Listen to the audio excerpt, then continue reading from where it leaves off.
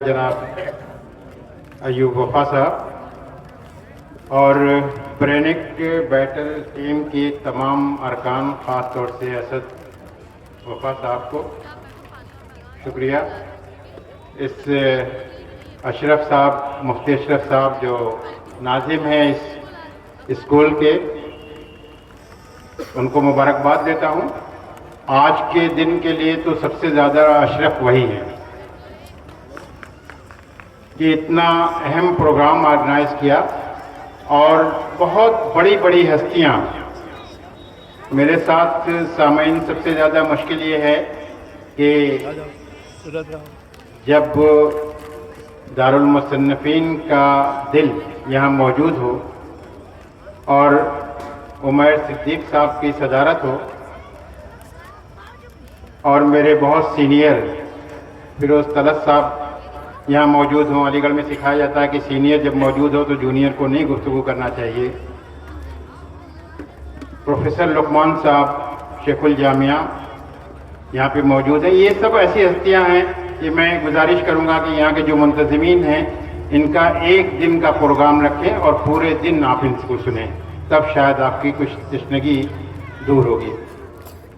सामईन, यहाँ पे डॉक्टर शकील साहब बैठे हुए हैं, शफीक साहब बैठे हुए हैं और बहुत सारे अहम शख्सियात, इल्मी, अदबी और सियासी, समाजी, तमाम किस्म के। और आप लोग इतनी देर से धूप में बैठे हुए हैं, तो सबसे पहले मैं सामईन को सलाम करता हूं कि इतनी धूप में इतनी देर से वो यहाँ पे बड़े सब्र और सुकून के साथ सुन रहे हैं। हमारा ताल्लुक आजमगढ़ से है और इस शहर से बाहर कभी भी जाते हैं, जब हम तारुफ कराते हैं कि हमारा ताल्लुक आजमगढ़ से है, तो लोग पूछते हैं क्या वही आजमगढ़ जहाँ से शिबली का ताल्लुक है। शिबली का नाम हमारे लिए बहुत ही बाइस फ़ख्र है और मैं सलाम करता हूँ उस ख़ानदान को, उस घर को जिसने इस आजमगढ़ की सरजमीन का नाम पूरी दुनिया में बुलंद किया। शेख हबीबुल्लाह साहब भी ज़मींदार थे, चाहते बहुत ऐशो इशरत से ज़िंदगी गुजारते, उनके बच्चे भी बहुत इज्जत से ज़िंदगी गुजारते, लेकिन उन्होंने उस वक्त ये फैसला किया कि नहीं, मुझे अपने बच्चों को तालीम देनी है। और किस तरह की तालीम? एक बेटे को जो जुनैद साहब थे उनको जज बनाया, कानपुर में वो जज थे। इसहाक साहब को हाई कोर्ट का वकील बनाया, जो बहुत नामवर वकील थे। और मेहदी हसन जो उनके तीसरे बेटे थे, उनको लंदन से बैरिस्ट्री की तालीम दी। और सबसे बड़े बेटे जो शिबली नुमानी थे, जिस पे हमें, आपको, आजमगढ़ को और शायद पूरे मुल्क को फ़ख्र है, उन्होंने वो तालीम दी या ऐसा उनका कद बुलंद किया कि आज हम सब लोग उनको याद करते हैं और उन्हीं की वजह से हम अपने आप को बहुत ज़्यादा दूसरों से मुमताज़ समझते हैं।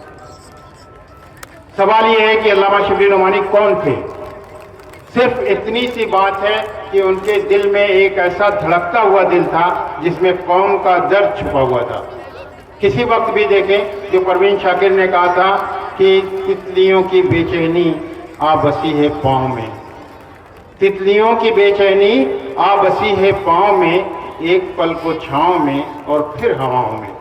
तो ये थे अल्लामा शिबली नुमानी कि उनको हर वक्त फिक्र थी कि हमारी कौम किस तरह से तालीम याफ्ता हो, किस तरह से एक इज्जत की ज़िंदगी गुजारे, किस तरह से एक अज़मत की ज़िंदगी गुजारे, किस तरह से इसकी जो पसमानदगी है दूर हो। और वो समझ गए थे शख्सियत के साथ रहते हुए कि बग़ैर तालीम के कोई भी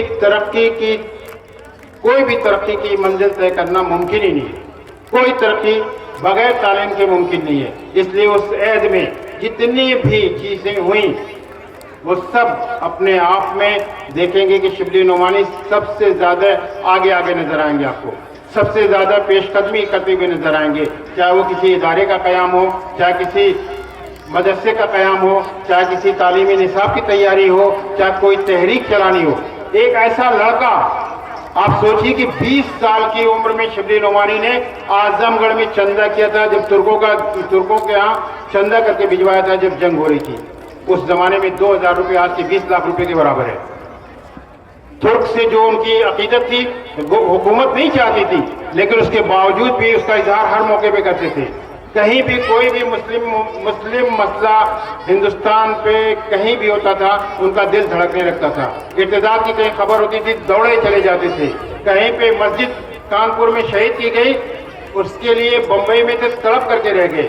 ایک ایسا دل تھا ان کے اندر کہ چاہتے تھے یہی جو دل کی دھڑکن ہے یہی ہمارے قوم کے اندر ایسی آ جائے کہ ہماری قوم جو ہے مردنی سے باہر نکل آئے. یہی ان کی پوری فکر تھی, پوری زندگی کی یہی ایک چیز تھی کہ وہ بہت کم عمر ان کو ملی, بہت پریشانیاں بھی رہی ان کو, پاؤں کا حادثہ بھی آیا, پاؤں کاٹنا بھی پڑا, مختلف جگہوں پہ سفر بھی کرنا پڑا, ہندوستان سے باہر بھی سفر کیا, لیکن ہر وقت ایک ہی فکر تھی. ایسی شخصیت تھی کہ جو پہلی بار گئے ترک میں تو وہاں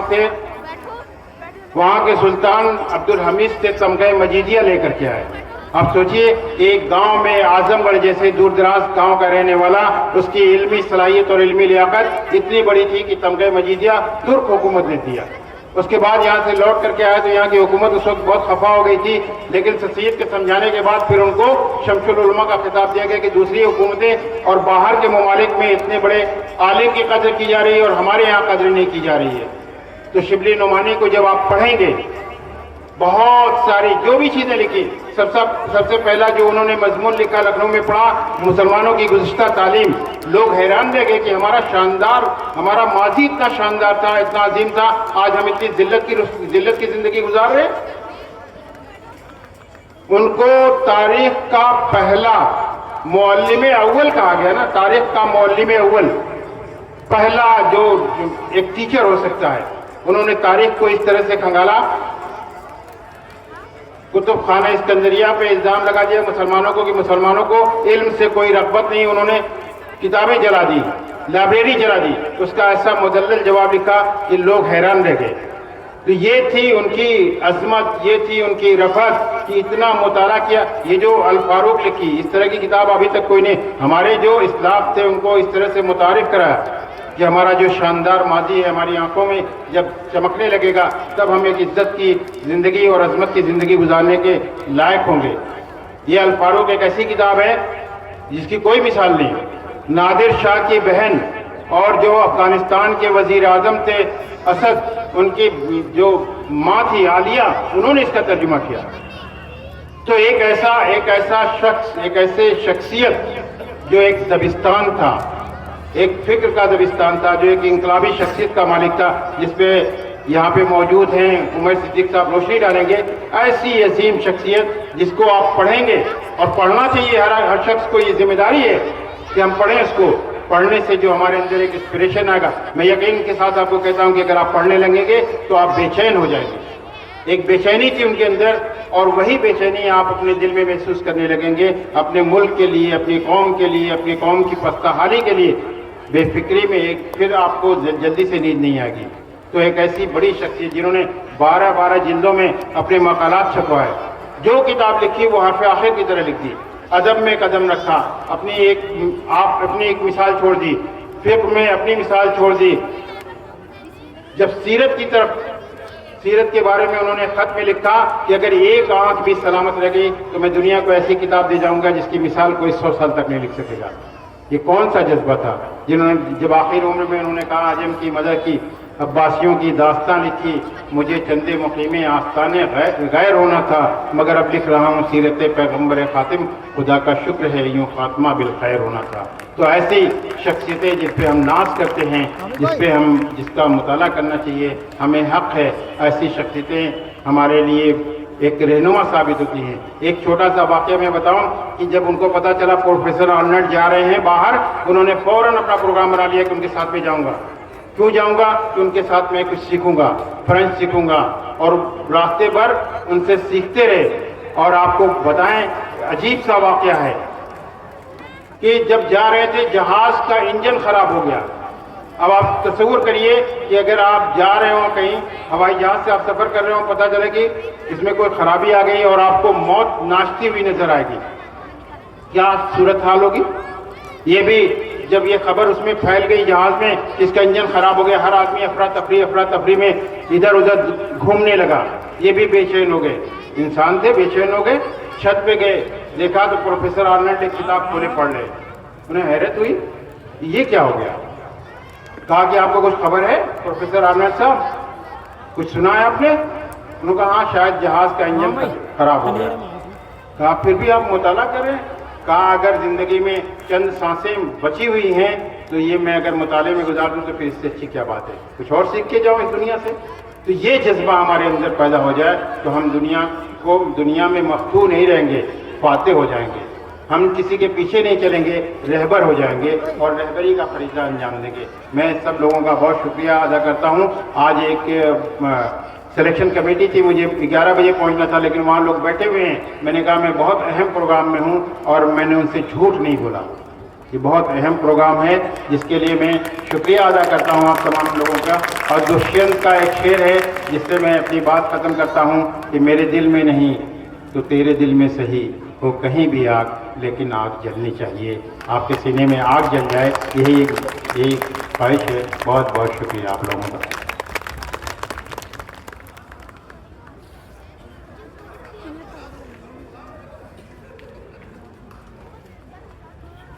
دوستو، آپ پروفیسر طاہر صاحب کو سن رہے تھے، بہت ڈھنگ سے اور کرینے سے وہ اپنی تقریر کر کے گئے۔ آپ لوگ کافی متاثر بھی ہوئے ہوں گے۔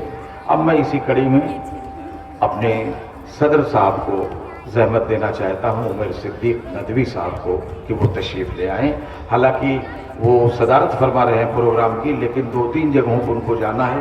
ابھی نکلیں گے، لکھنؤ کے لیے جائیں گے۔ بچوں کی خواہشوں کا احترام کرتے ہوئے آپ تشریف لے آئے ہیں، ہم ان کا شکریہ ادا کر رہے ہیں کہ اس تنظیم کی طرف سے، برائک بیٹل کی طرف سے آپ کا شکریہ ہم ادا کر رہے ہیں۔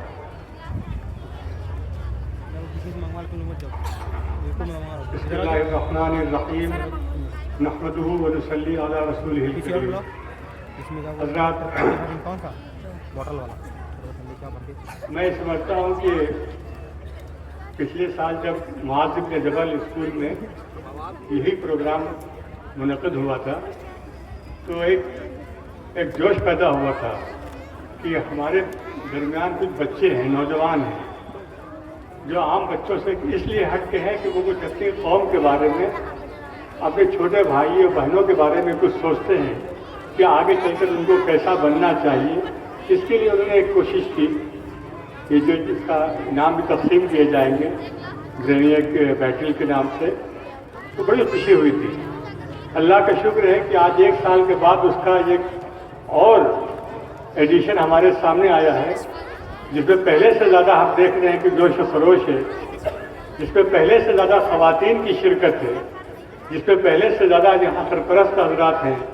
اور سب سے بڑی خوش نصیبی کی بات یہ ہے، آپ یقین نہیں کریں کہ آج کا یہ اسٹیج، یہ جو آپ دیکھ رہے ہیں، جن شخصیتوں کو بہت کم موقع ایسے ہوتے ہیں کہ ایسی شخصیتیں ہماری نگاہوں میں ایک ساتھ آ کے بس جائیں۔ بہت بڑا اللہ کا انعام ہے یہ۔ ایک اس گاؤں میں جس گاؤں بہت ہی چھوٹا سا گاؤں مانا جاتا ہے، اور ہمارے دل میں اس گاؤں کی محبت اور عظمت تب قائم ہوئی تھی جب یہاں اشفاق صاحب کے بارے میں سنتے تھے کہ پروفیسر اشفاق صاحب کا تعلق اسی گاؤں سے ہے، تو ہم کو بہت تعجب ہوتا تھا۔ بلکہ ان کے سامنے ایک بار یہاں پر آئے بھی، ہم نے کہا آپ کیسی عظیم شخصیت اور یہاں پر، تو وہ ہنسے، انہوں نے کہا کہ بھائی اعظم گڑھ کے بارے میں تم جانتے ہو کہ یہاں پہ جہاں سے کچھ جو بھی ڈر رہا ہے وہ کہیں نہ کہیں اپنے آب و تاب رکھتا ہے۔ تو یہ خوش نصیبی ہے اس گاؤں کی، اور آپ ہم سب کو خوش نصیبی ہے کہ آپ ہمارے درمیان مولانا مفتی جنید صاحب موجود ہیں، ہمارے سرفراز نواز صاحب، ان کی صلاحیتوں کا علم ہو جائے آپ کو تو آپ ان کے ہاتھ چومنے لگے کہ انگریزی کے پروفیسر، اردو کے شاعر، اور کمال یہ ہے کہ جو انگلش کی شاعری ہے، انگریزی شاعری ہے، اس کا بہترین منظوم ترجمہ اردو میں کرنے والے شاید ملک میں 1 یا 2 ہوں، ان میں سے ایک ہمارے سرفراز صاحب ہیں۔ یہ شخصیتیں بتاتی ہیں کہ اعظم گڑھ ہے کیا۔ آج ہمارے درمیان لقمان صاحب موجود ہیں، پروفیسر لقمان صاحب کا تعارف کرایا گیا کہ وہ سابق وائس چانسلر ہیں محمد علی جوہر کے نام سے۔ آپ یقین نہیں کر سکتے، ہم کھوئے ہوئوں کی جستجو میں یہاں بیٹھے ہوئے ہیں۔ کہا جاتا ہے کہ جو کھو گئے ہیں ان کو ڈھونڈنے کی ایک کوشش یہاں پر بھی ہے۔ اس میں کیا ہے کہ ہم اپنے ہیروز تلاش کر رہے ہیں۔ علامہ شبلی کو بار بار نام دیا جا رہا ہے، علامہ شبلی کا سب سے چہیتا شاگرد بہت سے تھے، ان میں سے ایک چہیتے شاگرد تھے وہ مولانا محمد علی جوہر تھے۔ محمد علی جوہر کو جوہر بنایا کس نے؟ یا علامہ شبلی کے درس قرآن نے، جو علی گڑھ مسلم یونیورسٹی میں دیا کرتے تھے۔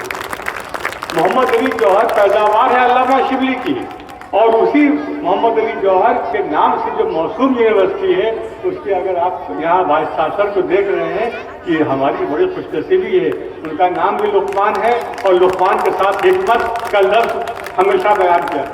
ہم چاہیں گے کہ ہم ان کی حکمتوں کو سنیں گے یہاں پر۔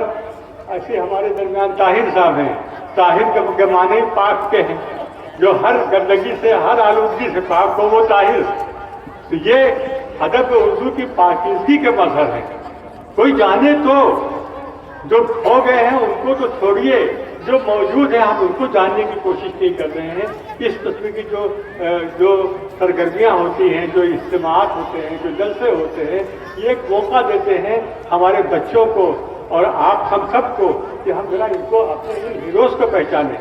عالم بدی صاحب کے تعارف کی کوئی ضرورت ہی نہیں ہے، وہ کل سے ہم سے کہہ رہے ہیں کہ ہم کو لقمان صاحب سے ملنا، فون کر کے ہم سے کہہ رہے تھے کہ بھائی لقمان صاحب سے ملنا ہے۔ کیوں ملنا ہے؟ اس لیے کہ ان کی نسبت محمد علی جوہر سے، ان کی نسبت اعظم خاں سے، دور جدید کا جو محمد علی جوہر ہے اس سے ان کی نسبت ہے۔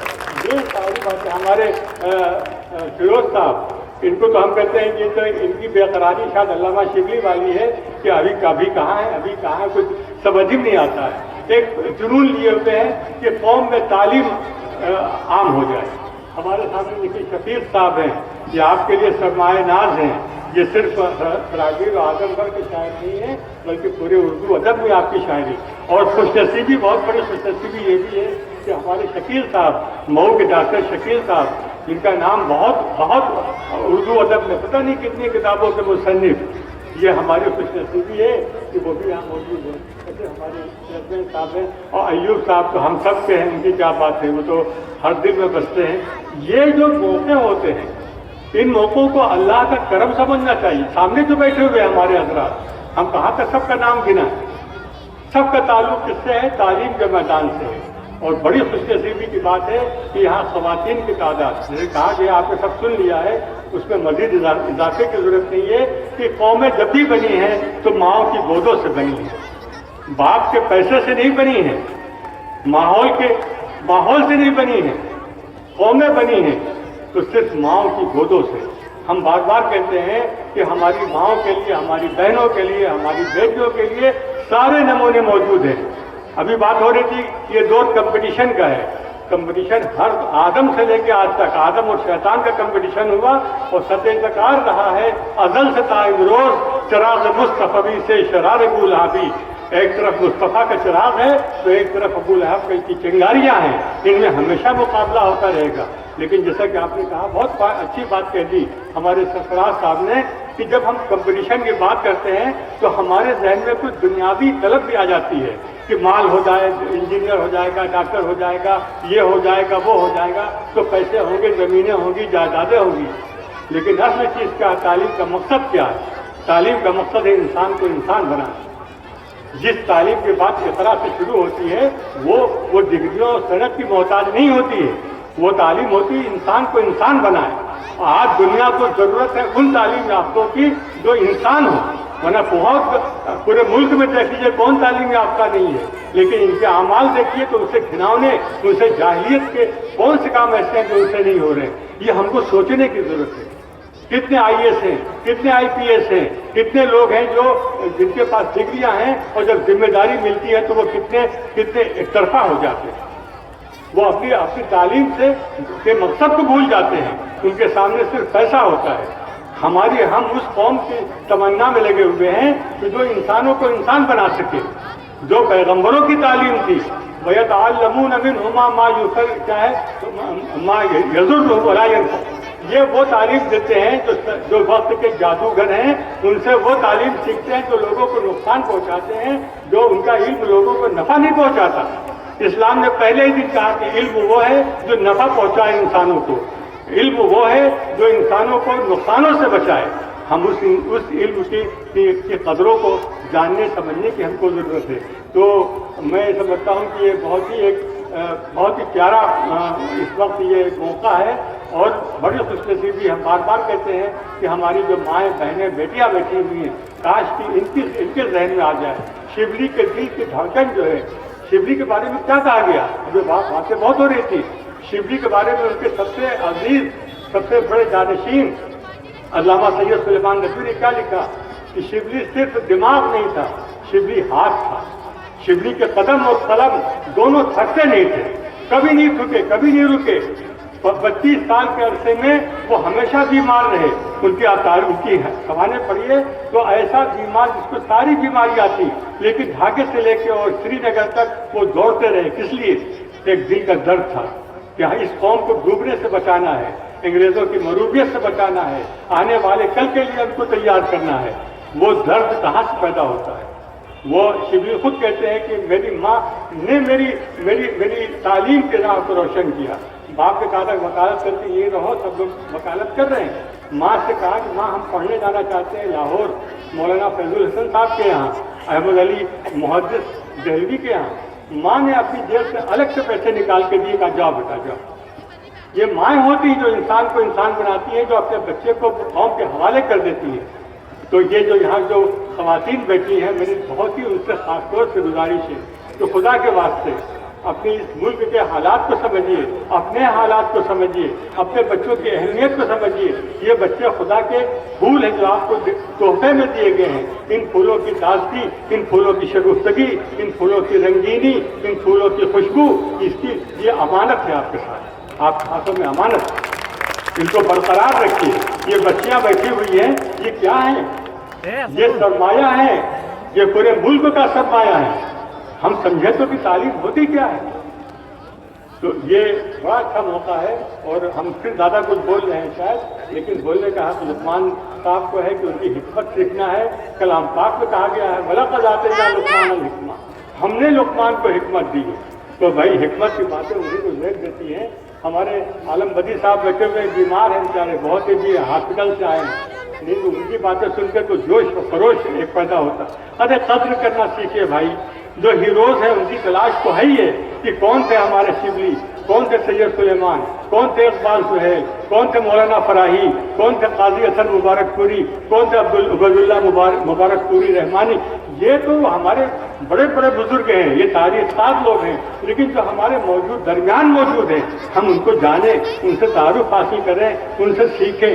اور یہ بہت اچھا موقع دیا ان بچوں نے کہ چھوٹے چھوٹے بچے نوجوان بچے یہ آتے ہیں ہمارے پاس کچھ بتائیے کیا بتائیں اپنا دل چیر کے رکھ دیں کیا کریں.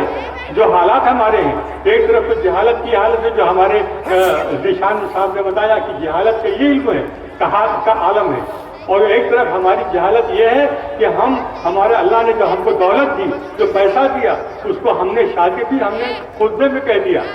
ایک صاحب نے اطلاع دی کہ فلاں صاحب نے 5 کروڑ روپے شادی میں خرچ کیے. ہم کانپ کے رہ گئے. یہ کروڑوں روپیہ یہ لاکھوں روپیہ یہ شادی بیاہ میں کیا سوچ کے کر رہے ہو بھائی کیا ملنے والا ہے اس سے. ہمارے ادارے ضرورت مند ہیں. ہماری ضرورت ہے کہ ہمارے نئے کالج کھلیں نئی تعلیم کے راستے جو بچے پڑھ نہیں سکتے ان کو پڑھایا جائے ان کی مدد کی جائے بجائے اس کے کہ آپ فضول خرچیوں پہ اپنا سب کچھ لگا دیں. یہ سوچنے کی باتیں ہیں. اس قسم کی جو بیٹھکیں ہوتی ہیں نا یہ ہم کو سوچنے سمجھنے کی ایک بات سے پھر دعوت دیتی ہیں. اللہ تعالیٰ سے دعا یہی ہے کہ اللہ تعالیٰ ہم لوگوں کو کیا ہے درد دل کے واسطے جا کے کہا پیدا کیا انسان کو. ہم پیدا اسی لیے ہوئے ہیں کہ ہمارے دل میں دل دھڑکیں دل میں درد پیدا ہو تو کس کا درد انسانیت کا درد. علامہ شبلی کے بارے میں سید صاحب نے لکھا کہ علامہ شبلی جب علی گڑھ سے آئے تو ان کو کیا ملا سب سے بڑی چیز تو ملی علامہ شبلی کو وہ ملت کا درد ملت کی بربادی کا احساس یہ علی گڑھ نے ان کو دیا تھا. کاش کہ یہ درد ہم سب میں عام ہو جائے. پھر دیکھیے کہ کیسے ہم کو کسی کی شکایت نہیں رہے گی کسی سے کوئی شکوہ نہیں رہے گا. اگر ہم مضبوط ہوئے اپنی بنیادوں پر تو کوئی ہم کو ہلا نہیں سکتا ہے. تو یہ سب باتیں ہیں ان کو جاننے کی ضرورت ہے بھائی. باقی ساری باتیں ہمارے مہمانان سے. السلام علیکم.